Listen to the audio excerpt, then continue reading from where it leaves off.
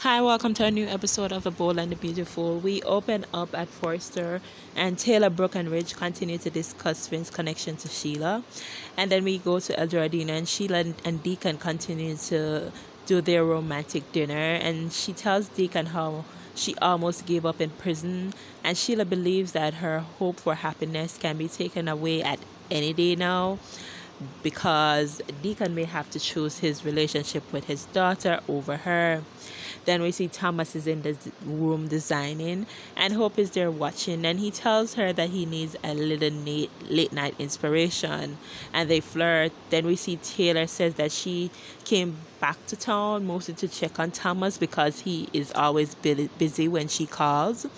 And Brooke and Ridge tells her about Hope and Thomas' relationship being advanced. Then we see Thomas massages Hope and Hope makes him stop and tell him that there is no romantical change on her end, and she wants Thomas to know that. And Thomas declares that it doesn't matter, he still loves her and only her.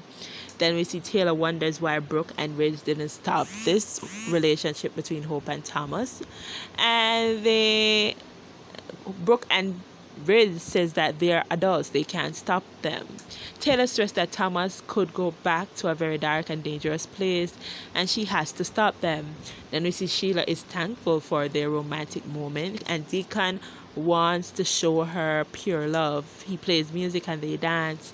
Then we see Thomas claims that he understands where Hope is emotionally, but he still loves spending time with her, especially when they're intimate. Then we see Hope gets up and kiss him, and Taylor walks in, and she says that she's glad she interrupted them.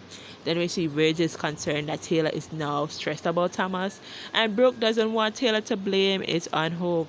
Then we see Thomas claims that he will explain, and Taylor reveals that Brooke and Ridge caught her up on everything. And she asks Hope to leave. Hope leaves. And Thomas claims that he is busy, can't really talk right now, but Taylor tells him that he will not shut her out. Taylor expressed that she hopes for that she hates that Hope is taking advantage of Thomas's feelings. Then we go back to El Jardina, and Deacon tells Sheila that their story isn't over, and it's about time that Sheila starts believing in them.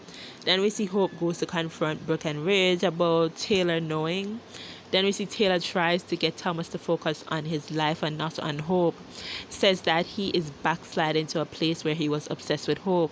Thomas promised that everything is under control. And she asks Thomas how will he react if things don't work out. And Thomas claims that he can handle it. Taylor compares Hope actions to back in the days when Brooke was being manipulative, and says that she's just like her mother, and says Thomas should learn from her epic fails back in the days of messing with the Logans. Then we see Sheila tells Deacon that she trusts him and love him, but reality is outside the door, and she doesn't want to ruin his relationship with his daughter and his restaurant.